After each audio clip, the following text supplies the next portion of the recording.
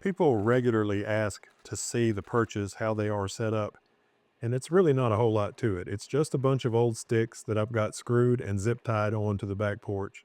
And I put some bird seed around them so that the birds will hopefully come up and land on the perches before they go down and get the bird seed. A lot of times the birds land in a place where there's too much bird seed in the shot, but sometimes they'll land on the perches either before or after they get the bird seed. And that's when I make my better shots. Hello and good morning. It's Phil Thatch. It's Black Friday today, the day after Thanksgiving, and I'm off work today, so that's cool. And it is cold. It's about 32 degrees Fahrenheit or 0 Celsius. And I'm back out here in the blind. I have a heater out here with me, so that'll help me out a little bit. Today I'm shooting the Z52, the first time ever in the blind with the new little camera from Nikon, and I'm using for the second time ever the 50 to 250 telephoto kit lens that you can get with the Z52. I got mine as a kit with my original Z50. So I'm going to see how that does on the new camera. And I've brought the laptop out here. As you can see, there's a wire sticking out of the side of my camera. That's an HDMI cable. I'm going to try to record my screen a little bit so you can see what it looks like while I'm working out here in the blind. I've got everything I need out here except birds, so hopefully if I'll keep my mouth shut for a while, they'll show up. It's hard to remember once a bird finally shows up to start the screen recording before you start shooting when you're trying to do two things at once. And before I make this recording, I have to remember to turn the heater off because it makes a bunch of noise. So I got a lot going on, but I have seen some birds. I've seen a tufted titmouse, Carolina chickadee, a couple of woodpeckers. And I started out using a custom box that went kind of across this area of the screen, so the camera would only look right there for birds. And that's what I have the best luck with for wading birds, like the great blue heron I shot the other day. But for these songbirds, I'm able to use the full sensor. Now, I have another custom box that's just the center pixel on the screen, and I use that for birds in the bush, so the camera will just look where I'm pointing, and once it finds the bird, it'll kind of move even off of that center point and go to its eye. But if you use the full sensor, it'll get caught up on all that brush. But here in the blind, I've got the luxury of having just one stick by itself, so there's not a lot of things to catch the focus system. So I'm using the full sensor. Here's what it looks like on the camera when you're making some of these shots. This is with the large rectangular box that I was using for a focus area in the beginning. Here's some more of that. Here's my first shot of the morning. It was still very dark. I was only shooting at 1/100th of a second, wide open at 6.3, 250 millimeters, and this tufted titmouse is all the way at ISO 2800. I had to use the Topaz denoise program, which I always use, but this one had a lot of noise to take out. And now I'm using the full sensor to do bird eye detect.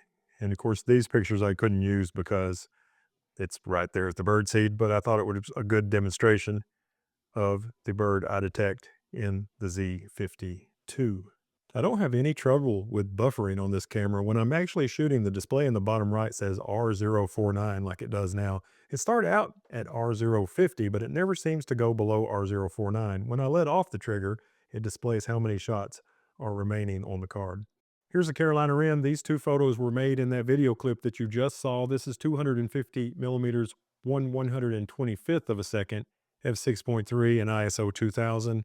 And here's another shot from that same burst with the exact same settings. Cute little Carolina wren right there on the back porch. Here's an idea of how fast it happens. The bird lands, you try to compose, get the shot, fire off as many as you can before the bird leaves. Here's a couple of shots of the female red-bellied woodpecker that I was able to get out of that super quick burst that you just saw.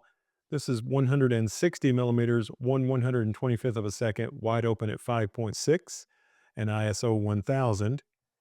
And this one is 170 millimeters, still f5.6, 1/125th of a second, and ISO 1000. It's amazing how fast it happens, and I was still able to get two nicely sharp keeper photos in that quick blast. Now, this photograph of the Carolina wren is even closer. Normally, my perches are pretty much exactly 10 feet from the front of the blind, but this bird had gone around the corner on the handrail and was even closer, maybe only 6 or 7 feet away.